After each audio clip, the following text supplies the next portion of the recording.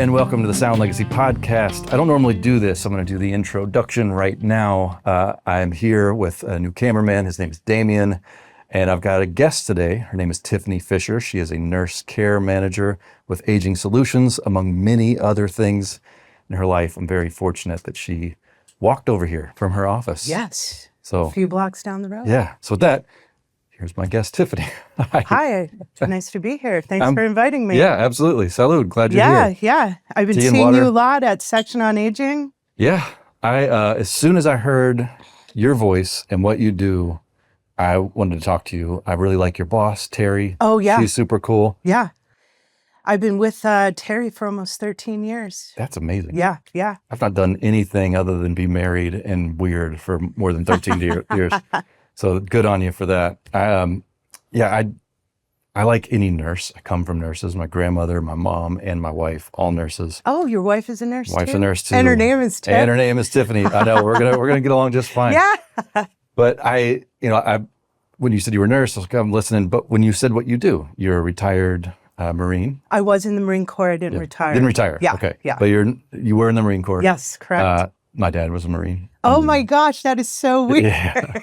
And then you mentioned what you're doing with the Irreverent Warriors. Irreverent Warriors, yeah. What's so funny, in our email exchange, you wrote it, but there was like a typo, and it said Irreverent Warriors. Oh. And I was like, oh my God, you know me. Yes. You know me. I am an Irreverent Warrior. But no, the Irreverent Warrior, which is something we'll definitely talk about. Oh, cool. And yeah, there's just quite a bit to chat about. Awesome. But before we get to any of what you're doing now, I want to get a sense of where you came from. Well, I grew up in Lehighton, Pennsylvania on the East Coast. I have two parents. Well, duh. My parents have been married my entire life. Yeah, still. Yeah. That's amazing. They're actually here now. Really? They moved, they left? Oh, they're just visiting. Okay. We're trying to get them to move out here. Wow. Because I have two sisters that are younger, Yeah. and their children are younger. Philadelphia? By Philly. By Philly, okay. I'm north by kind of like Allentown, Pennsylvania. Okay, yeah. Okay. You know that song, Where We're Living Here in Allentown? I kind of grew up by that neck of the woods. Okay. Yeah. Awesome. So, yeah. We're probably close to the same age. You seem healthier and I'm younger 45. than 45. Okay, Yeah. about the same age. Yeah. I don't really have a sense of, Pennsylvania in the 80s. Like what was that like? Hey, I remember more the 90s, I was so 90s growing up. Yeah. And all the trends are back now. Right. And I wish I would have saved my wardrobe because it would be pants, all in the style. stuff. Yeah. All the my big shoes. sweaters. Yes. I see that And a the lot. big pants, like the Ked, kind of like the white Ked looking type shoes everybody wears. Right. But they're different now. But I had a good time growing up. I played field hockey. I was in cheering. Okay.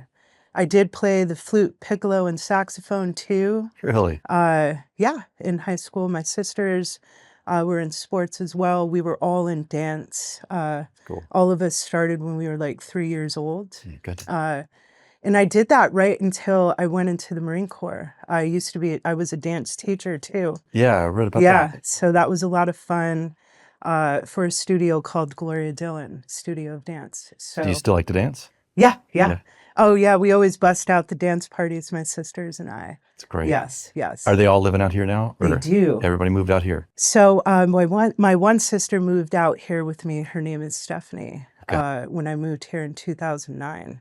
And then my other sister is a physician assistant, and she got a job working with me in 2018. Still with you? Yeah, she's still there too. It's amazing. So wait, well, I know your father had been a Marine. He is a Marine. Is a too. Marine. Yes. Yeah. Yes. And now, what were your parents doing though? What was mom and dad? What were their jobs? So my dad is a construction worker. He's now retired, and my mom was a medical assistant. Okay. Yeah. There's the medical in. Yep. Did you have any inkling when you were a kid, like, I like medicine, I like helping people? No. I didn't know. I wanted to be a cartoon artist. Really? Or do voices in cartoons. Uh-huh. Because I'm kind of an animated person. Yeah. No. So Say anything. that's what I wanted to do. And then when I graduated high school, I really didn't want to go to college. So my parents gave me a year off. Okay. And I kind of worked 2 jobs. I did dance teaching. I was a paper girl and I did like waitressing. Okay. So I was doing that before the Marine Corps. And then my parents said, if you didn't save money, you got to move out at some point if you're not going to go to college. And I could stay at home if I was going to college, and I didn't want to go to college. Right. And at some point they said you have to move out or go into the military. And my dad was gung-ho about the military because he was a Marine. Was your grandfather also?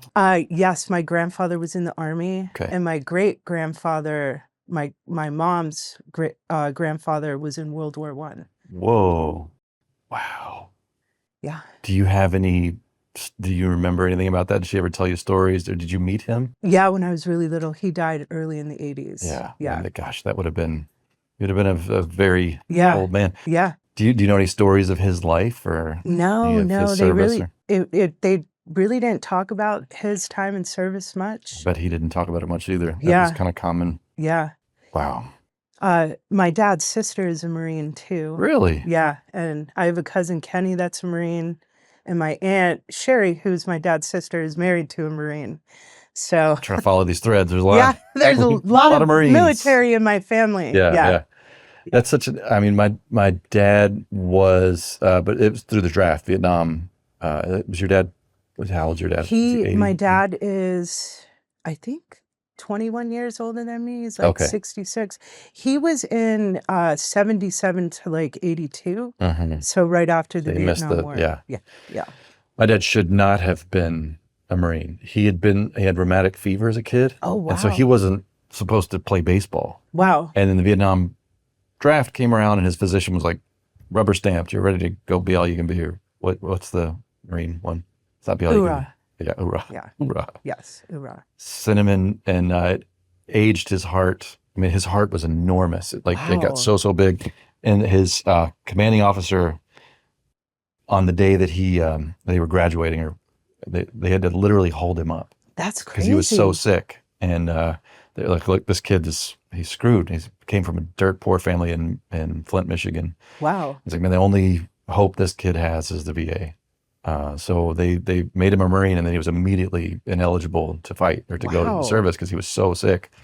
Ended up having one of the very first artificial heart valves. put Wow. in a That's human heart. wild. Yeah, there's like pig valves before that. Oh, interesting. Yeah. I know this is a weird aside, and Yeah. it's supposed to be your story here. I'm talking about my dad. Hey, Marine. that's okay. But that was our only tie to the military that I was aware of. There Yeah. was nobody else in the family who had done it. And maybe some of his brothers got drafted. There were a bunch of, anyhow. So I didn't really have a strong sense of the military as a kid, and it was never encouraged. Like, you should go join the military. My dad had like some obvious resentments about Right. what happened to him. Where do you land on that? Like, do you have kids? I do. Yeah. I have a son. He's going to be 24 on April 13th. All right. Yeah. It's coming right up. Mhm. What was your advice to him about military service? Did you? I had him meet with a Marine Corps recruiter Yeah. just to see what it was about. And he met with the recruiter. He does not want to go in Yeah. because my ex-husband was a career Coast Guard. Oh, wow. We were married 22 years Okay. and recently got divorced because he wanted to move back to the East Coast. Oh, no. Boy, you can't. It's hard to go back. But he was deployed so much, he never felt like home in Marin. Right. So it was kind of a huge conflict for us upon his retirement. Yeah. And I was like, I left Pennsylvania 20 plus years ago. It's not home. And I've been here since 2009. So, Wow. and I'm in Rotary and, Yeah. I'm kind of ingrained into the community. So Yeah. I didn't want to. And you do Move back. meaningful work. You do very meaningful Yes. work. You like your coworkers. And I do. yeah, Yes. Yeah. I can appreciate that. Yeah. I can't imagine going back to where I'm from. I'm from the deep South. Oh, wow. There's nothing in me that wants to go back there. Yeah. Pennsylvania is a beautiful area, but Yeah. hey, Marin is like one of the best places to live. And I lived all over the place, Yeah, you know. I'll bet. So this is the best weather. The vibes are good. The people are pretty, They're fine. they're chill, you know. The East Coast Yeah. is a different hustle, you It know. is very much It's different hustle. hardcore. People are angry on the roads. I mean, driving Philly to Philadelphia, Yeah. you know, you're going to get flipped off or screamed at, Yeah. you know. I got honked out today. It was really, this lady was really upset with me. I was following the speed limit. Speed limit was 25. She was so upset trying to get around me, and there's nowhere to pass. And when I went to turn, she horn. I'm like, wow, like what?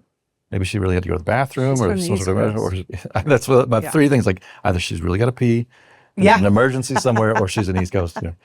But yeah. Anyway, so you're here, you're Marin. Yeah. But before you got here, it was your Marine service that brought you to California. You did your basic in San Diego, South Carolina. South Carolina.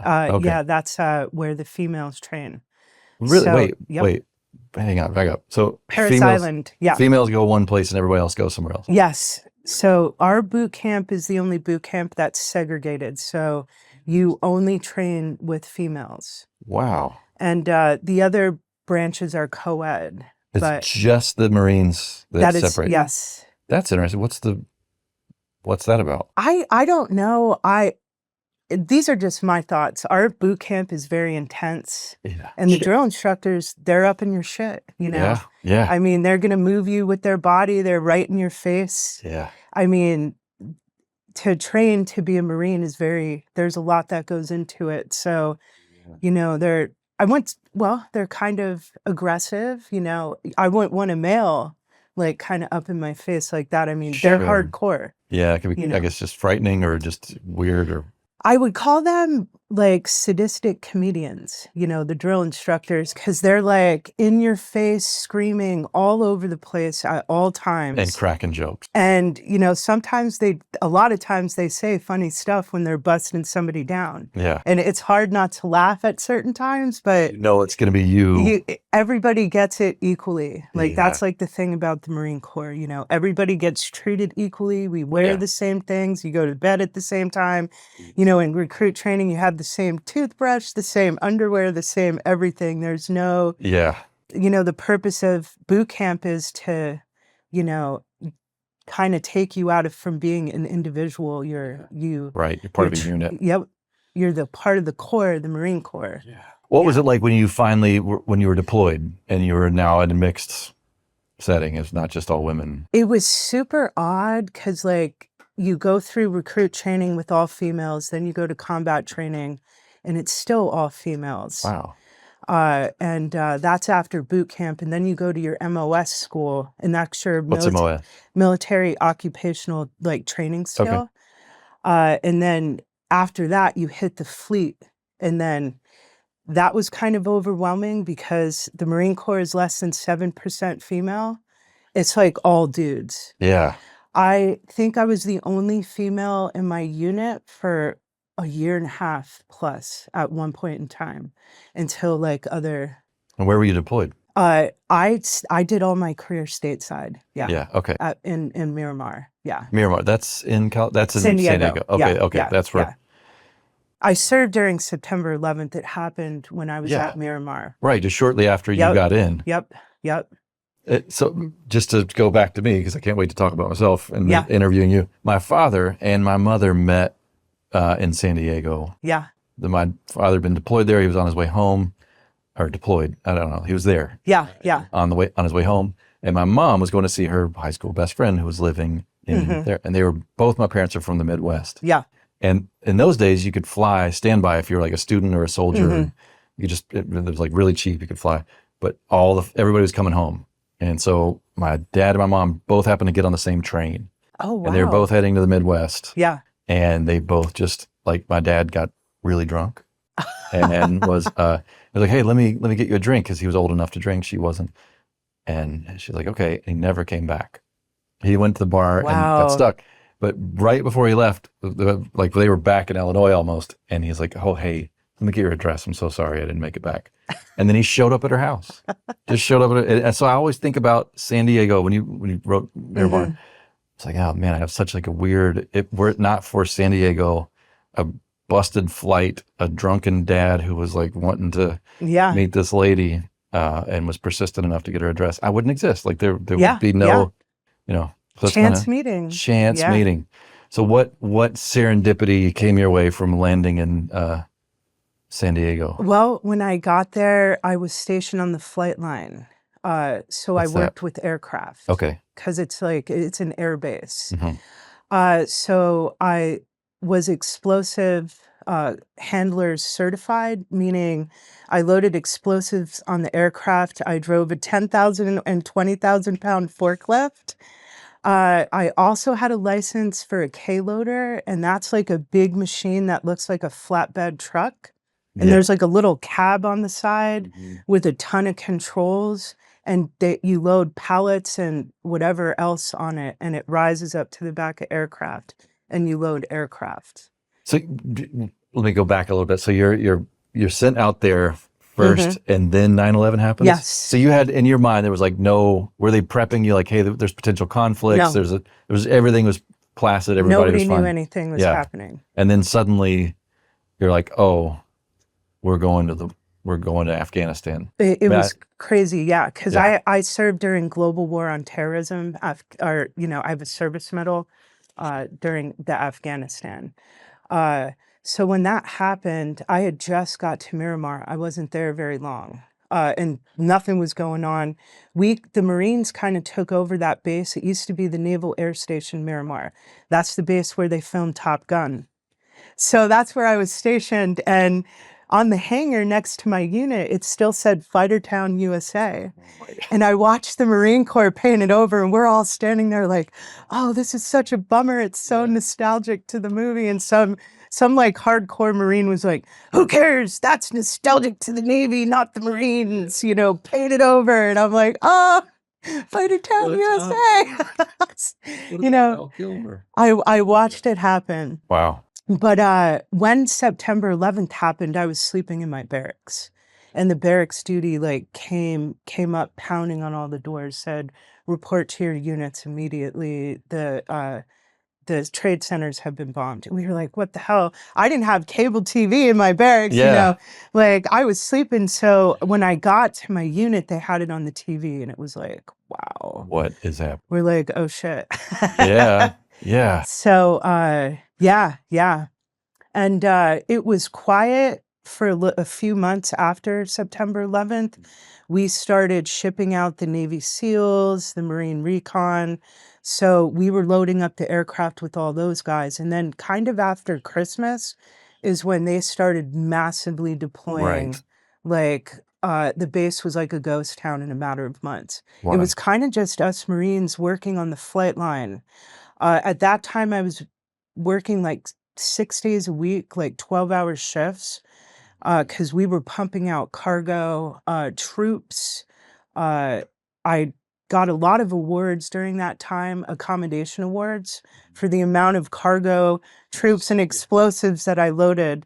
I got a Marine Corps Accommodation Award 3 years in a row. Wow. While I was at Miramar. It's funny. It's one thing to think about, okay, where's all your food come from? How does it end up at the grocery store? What's the chain of supply? Yeah. I think of the weapons manufacturers like Raytheon and all these big people who are making all these stuff. So that's coming from one place, ending up at, I guess Navy and Marine and Air Force bases around the world. Someone like you has to then deal with that extremely dangerous payload. Yeah. Get it into some sort of either ship or plane or whatever, and then it goes. Yeah. It was the globalization, the start of the war, kind of happened, right that, Yeah. when I was in. How often is something like that just on the road, going from where it was made to where it's getting shipped out of? How often is that just getting shipped across the country and we don't know about it? I have no idea, but when I was doing it, it was pretty, Isn't that wild to think? You're Yeah. you're driving in your car and there could be extremely dangerous payload Yep. next to you on the road. Yeah. Are they sending it by train? How does this stuff get around? Aircraft. Aircraft Yeah. flying around. So used to see, like, the huge C5s. Yeah. Oh, They yeah, yeah. they can fit 2 CH-53 helicopters inside of them if you take off all the rotor blades. Yeah. So it was cool to see that, like Yeah. the 53s going on the back of a C5.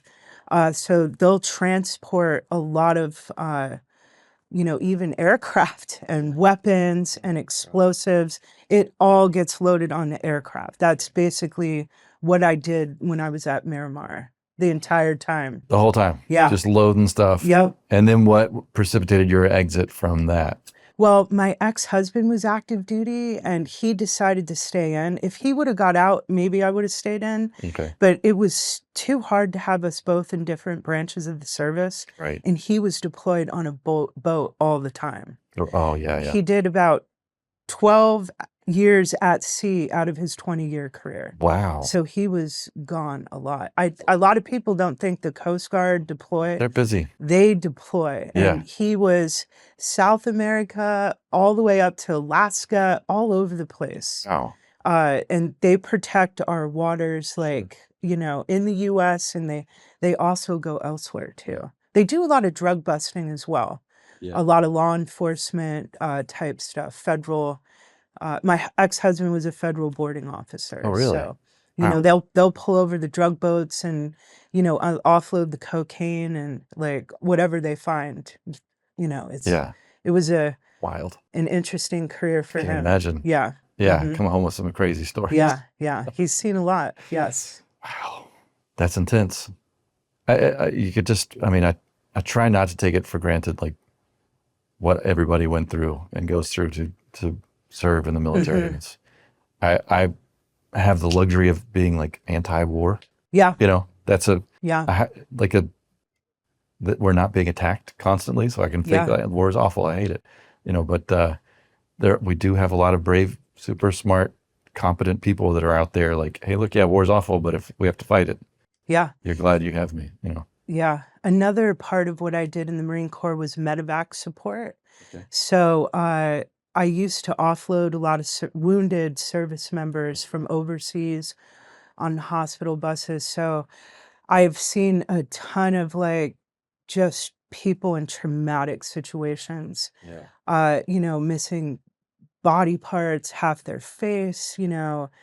I've seen, fellow service members, have PTSD episodes when they, land. I've seen a lot of traumatic things, doing that, which it still bothers, some of it still bothers me to this day. I can only imagine. It's hard to forget people that are in pain, Yeah. So that was your initial medical training then? Well, no, I didn't have any medical training till I went to nursing school. Okay. Yeah, so it was just, the Marine Corps actually doesn't have medical. The Navy does all of our medical. Really? So there are no like Marine Corps doctors, nurses, No medics. no medics. They all come from the Navy. Wow. Yeah. So if your platoon is deployed somewhere, they bring a Navy A medic. corpsman. It's called a Navy corpsman. Navy corpsman. Wow. And they are trained and they go off with the Marines and they will provide us all of our medical care. Yeah. Yeah. That's a scary job. Mm-hmm. Yeah. Okay, so you're in Miramar, you're working 6 days a week for 3 years. It wasn't like 6 days a week the entire time. But it was a That lot. was when we were pumping out Right. a lot of Okay. cargo when the war first started. Yeah. And it was like nonstop. It was tough. Yeah. So when your husband stayed active, you were like, okay, I'm going to leave. And you had kids? I did have my son You back had your then. son? Yeah. Okay. So then you're like, okay, I'm going to go be a mom. I got to figure something else to do with my life. And what made you choose nursing? I just thought it would be a way to help people. I did want to be a nurse at the VA, but I applied to a bunch of nursing jobs, but never actually got into the VA. So I knew back then, one of my other fellow Marines was trying to get into a nursing program, and he kind of motivated me to go to nursing school. And I thought, well, after all the stuff I'd seen, I could work at the VA and help other service members. You have an understanding of what. Yeah. Yeah. So that's what I wanted to do before I got, as I decided when I was getting out. And then part of the reason I got out is, if I got to, sent elsewhere with my husband being gone, I would have had to, I had to sign power of attorney over to my son, to my parents. Wow. So yeah, something happened to both. Yeah. So I thought I was, you never know what your future could be like. And I wanted to raise my son instead of like kind of just dumping him off at my parents, Yeah, hey, yeah. I'll be back, whenever. So, yeah, that's why I decided to get out. It Yeah, just, that's smart. yeah, because my son was so young. And it was tough, like being a mother in the Marine Corps with a deployed husband as well. Like there were some times I had to take my son to base with me and leave him in like our office area while I was loading aircraft. And my fellow Marines watched him because I had no babysitter on the weekend, He literally was in daycare all week. And if I had to work the weekends, I just had to take him with me, but Marines support each other. So, the group of us all worked together. I mean, there was nowhere for him to go, So I Raised in an just army base or a Marine base. That's literally, wild. yeah. Cool. Wow. Okay, so you choose nursing. You go to nursing school in San Diego, or did you go back east? So my ex-husband ended up getting orders back to Rochester, New York. Okay.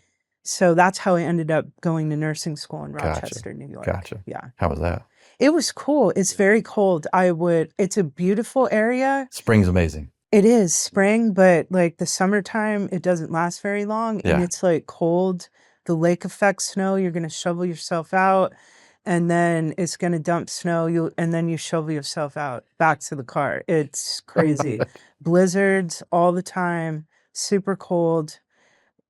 Yeah, I would never live there, or, I would go back to visit some of the gals I went to nursing school with Yeah, in the spring. in the spring or the summer. All right. But I would never live there again. It was horrendously cold and lots of snow. Yeah. So it was nursing school 4 years? Yes. Yeah. Yep. And what were you interested in as a nurse? What was it? Anything in particular, like surgical or, on the bedside, or what was? I wanted to do OR nursing at first, and I wanted to kind of do community health nursing. Mhm. But when I moved out here after nursing school, because my ex-husband got stationed orders out here in San Francisco, I couldn't get a job because it was Really? the recession. It was in 2009. 2009, yeah. So Wow. they were only hiring nurses that had 2+ years experience, and I couldn't even Yeah. get into a new graduate program because I wasn't a Bay Area grad, and they were super selective.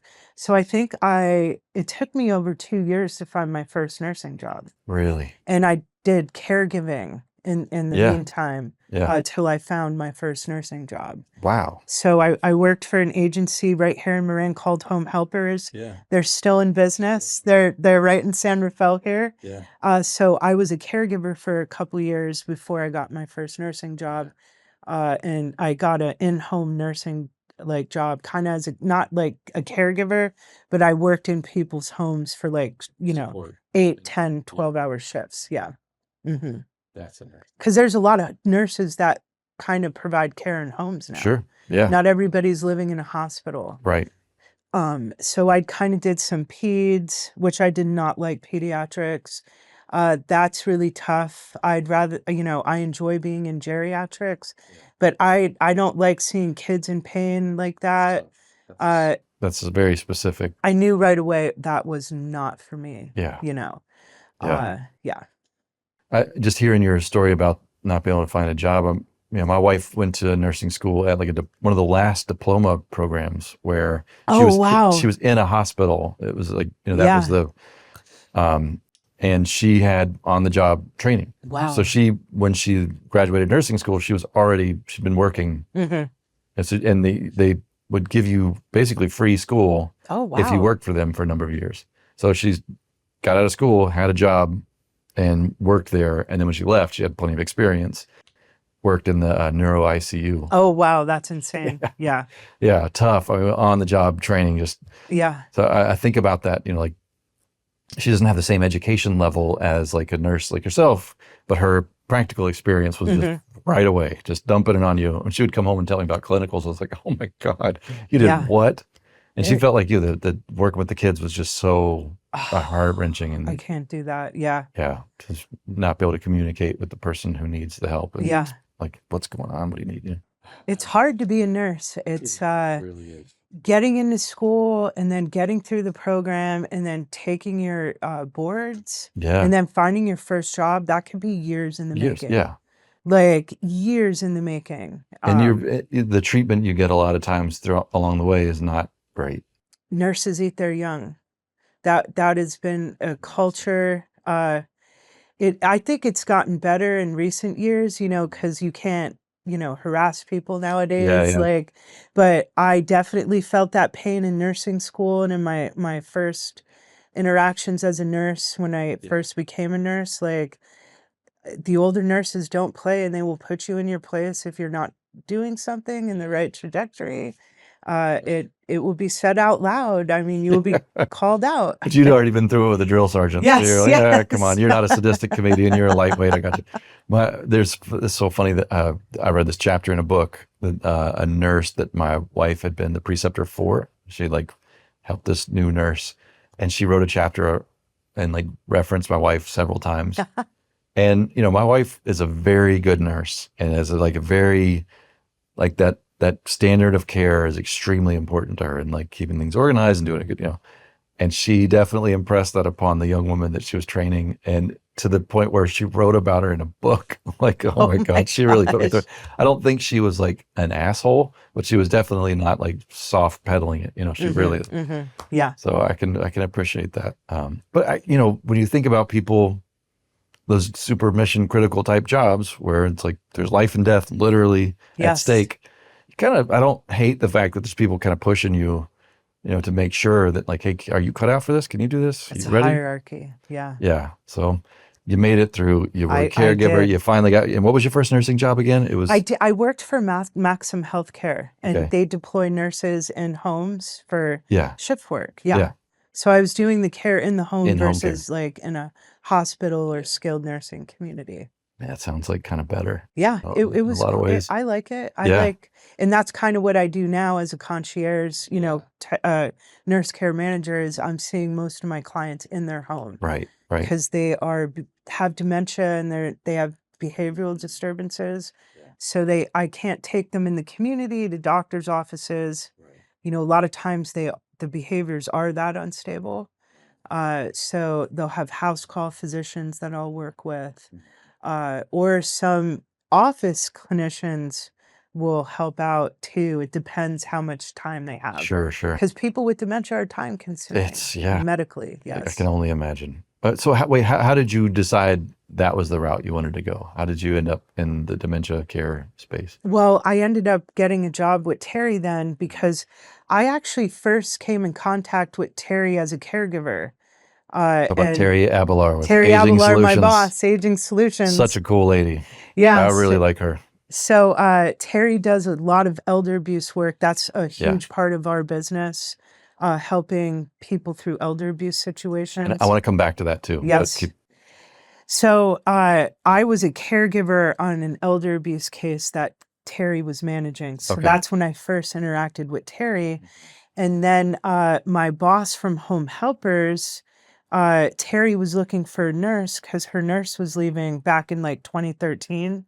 And then my boss from Home Helpers said, well, my caregiver, Tiffany, she has her nursing license and is looking, I wasn't really caregiving for her at the time because I was working at Maxim, but my old boss put one of my old coworkers, Diane, in contact with Terry. Okay. So that's how I got connected with Terry. Yeah. And then I came in for an interview and got hired with her. Fantastic. So that's how I ended up in. Did the dementia care appeal to you in any way, or was it just well, this is what I'm doing now? Or was there something specific about it that... I kind of learned it as a caregiver because they don't teach you very much of anything about dementia or memory loss in nursing school.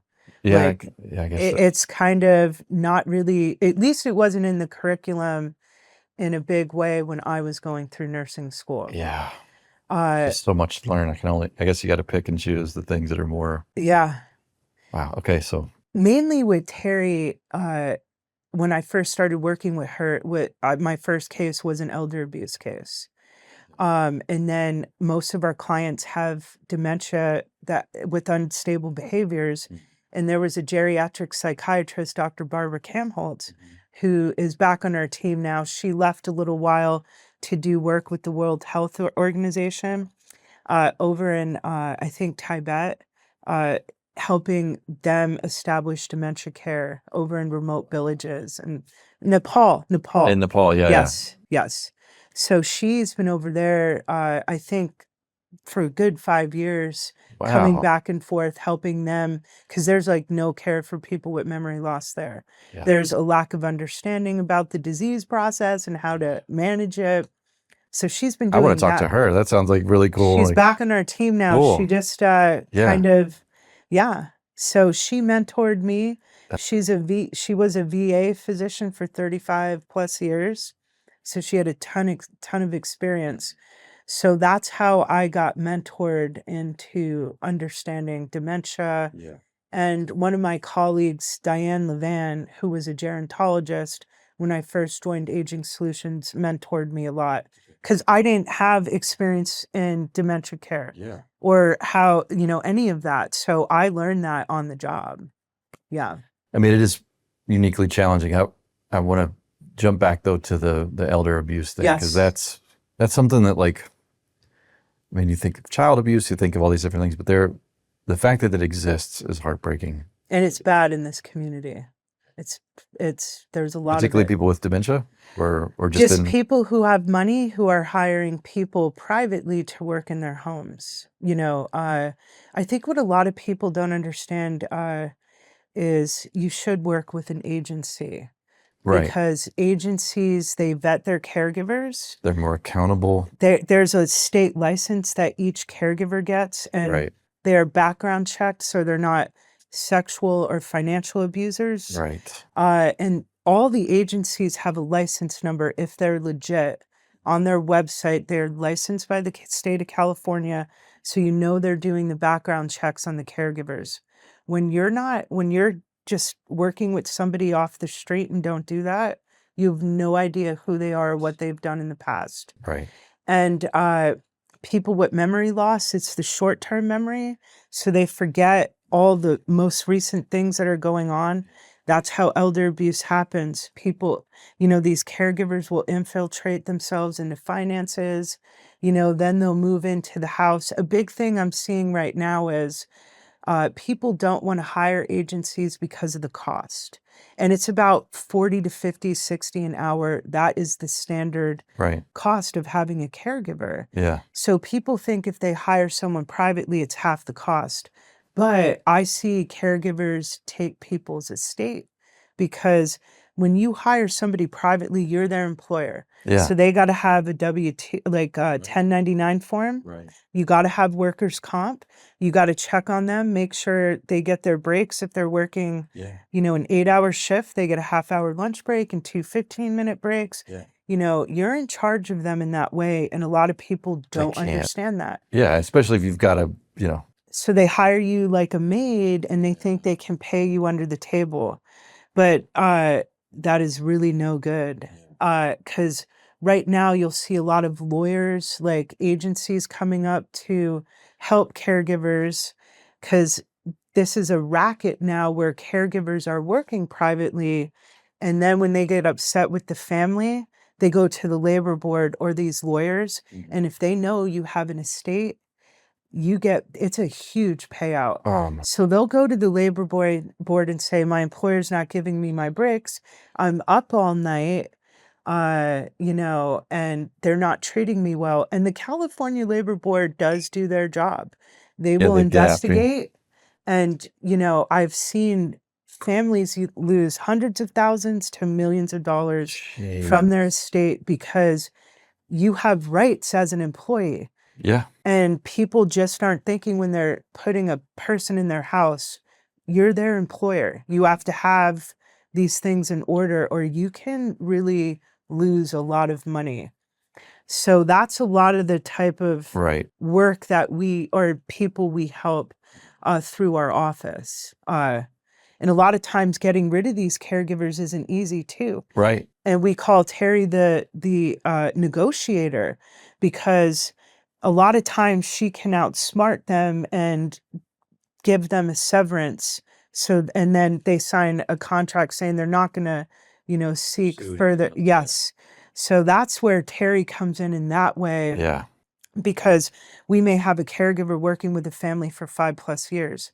And if they go to the labor board and say, I haven't been getting my breaks this long, I haven't been sleeping, they're not giving me time off, that could add up to a lot of money. Wow. That's just a reality. Just never think about that sort of thing. It just seems so. Nobody does. That's why I call it the underground. And that's the underground that's happening right now, and how a lot of people are getting abused. Mm-hmm. And another thing that I see is private caregivers, they try to move into people's homes, and then they start getting their mail there. Oh my God. And then that entitles them to stay there. Then you can't even involve the police because it's a landlord-tenant issue. Oh my God. So professional care agencies, by the way, when I was working at them, I never got my mail delivered to a client's house. Yeah. So once that starts happening, these caregivers know that, and that's how they abuse. So then they're living in the house, and you got to go through hell to kick somebody out. And that's a free place for them to live, and they'll stay there even if the client gets put in a skilled nursing, because they're living there. You know what I mean? And you got to go through the whole process per the laws to get them, kicked out, with giving them the appropriate documentation as far as evicting them and all that. I see caregivers try to entitle themselves to things that they didn't earn. Yeah. And that's somebody's home, somebody's bank account. Yeah. And people with dementia have short-term memory loss. So they'll write a check for $400,000 if they have it and forget about it. Because that's part of the disease. It's your long-term memory isn't affected. It's what you did 5, 10, or 20 minutes ago. So it's not retained. Yeah. So, and especially if you have somebody with moderate, dementia, they're not going to remember certain things like that. If, caregivers will say, you haven't paid me this month. And then they'll just write them a random check for 30 grand, for example. I've seen, and because they just they don't understand. And that's how people get taken advantage of. I see people lose so much money. So much money. It's heartbreaking. Yeah. So okay. I'm getting a really good picture of the kind of person that you are. You're an advocate. Yeah. You're looking out for people. You're paying attention. You clearly care.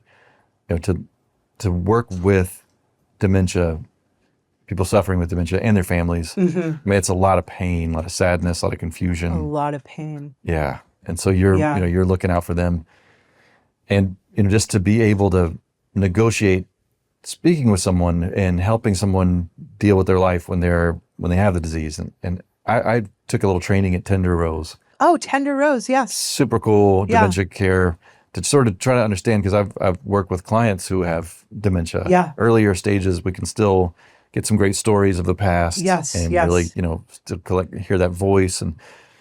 But there's certain things you got to do to get there. Yes. Right? I mean, the timing is great, is important. Taking breaks, listening to music, and doing things like that. So you're having to navigate all that, plus the things that have happened to them, with, from abuse to, neglect. Being drugged by your caregiver. Right. So yeah. So I'm slowly turning the ship to talk about veterans, because I know how important that is to you as well. Yes. And the thing that charges that to me, in my mind, my new estimation of you as a person, is this desire to be useful and helpful to people. And through what you witnessed as an active duty Marine, helping transport patients and wounded warriors, you have obviously an empathy for that. Yeah. So I want you to talk about the Irreverent Warriors and how you got started there, and what's that about? Because you sent me this thing and told me the statistics that 22 veterans are taking their lives. Yeah, daily. Every day. Yeah. We have a high rate of PTSD. A lot of us don't deal with our traumas. So we, just commit suicide. It's, you know, it kind of is the thing that happens to a lot of veterans. Hmm. So Irreverent Warriors was created for veterans to bond together for suicide prevention. Yeah. So, we go on hikes, and to build a camaraderie, to make connections, to keep us in a better place emotionally, because those bonds really matter with fellow veterans. Yeah. And that's a way that I support, because I've lost people to suicide. So it is a huge problem in our population Yeah. as veterans. So yeah. But I just started doing that about a year and a half ago or so, attending the walks. And then I may start a North Bay chapter of Irreverent Warriors, Oh, cool. because my buddy, who's a fellow Marine, Dave Boston, is running it in San Jose, the South Bay. Okay. So he can mentor me to kind of start the group up here. That's great. And that way we can collaborate together to do the hikes. Because, Yeah. Coming up with money to run the hikes, is, you know, I've been doing some fundraising and stuff in the community, which has been helpful. So And there's a big one coming up. there is April 18th. And I did a recon hike last weekend across the bridge, and did the Okay. whole hike. And it is every bit of 10 miles. And I have a torn meniscus too. Oh man, that's no fun. And I used walking poles, but yeah, we That's start not easy. Yeah. all the way down at the bottom of Sausalito by the Coast Guard station, and then Yeah. go up this steep hill, Yep. and then go, across under the bridge, and then all the way across the bridge. And then we have lunch in Crissy Field, Cool. and then we're going to Great. walk all the way back and then end in It's Sausalito. 10 miles. Yep, 10 And miles. so how can people get involved? We do have a website, and you can register online. Yeah. So you can join the walk and walk with? Not this walk. It's only Okay. for veterans. Only for veterans, but you can like sponsor a veteran. Yes, Okay. yes. Great. What's the website? It's reverentwarriors.com. I do have some Irreverentwarriors.com. cards on me too. Great. Yeah. I'll put that in the show notes and make sure people. Oh yeah. I can email you our flyer. Yeah. Oh, totally. Yeah, I'll make sure that people see that. I'm actually going to release this really soon so that Cool. people can see and you can share it. And Yeah, any support, like like if you're a business, you can support. If you're just an Yes. individual who cares and wants to help somebody, you can you support. can donate to our hike. We have a QR code. It's great. It's Yeah. great. I don't know. I love anybody who can just throw all their effort into helping people, and it just seems like your whole thing is about helping people. Were you injured, or did you suffer something? Was there a traumatic thing that happened to you that made you so empathetic toward this, or it's just having seen so much pain in your life? I just think the experience, seeing like people, there's a certain, I don't know how to describe it, like a soul disconnect you see in people when they come back from war. Yeah. When they're injured, like there's a vacancy, Yeah. that I can't describe, that you just feel and sense about from some of the service members I've seen that come back. Yeah. And I don't know how to describe it, but you can tell Yeah. they are forever changed, and they will never be who they were. And that idea of community, people coming together who can talk about that sort of thing, is one of the few things. Have you, we're going to sign off soon. I promise not to ask you too many more questions, but I do want to give you this. Oh, great. I brought a little memorabilia for our hike, and it's a little chicken that you can. What? That's great. So, That's fantastic. This is mine? I can have this? Yes, you can have that. I'm opening it right now. It's going to get my dog a little excited because it sounds like I'm opening a plastic bag of treats. Oh, yes, like a treat. I did bring this too. This is a special day. This is the day, like 20-some years ago, I graduated Marine Corps boot camp. Today? April 8th. Oh, come on. So this is like my graduation. Oh, that's cool. I thought I'd leave it with you if you wanted to look at it, but it just takes you through recruit training, kind of you can see what we go through. I'm Now, trying when to, you graduated, it was men and women together. no, just No, women. just women. Okay. Yeah, this was my platoon. I got to find myself in here. But yeah, there wasn't very many of us that graduated, probably like 50 some of us.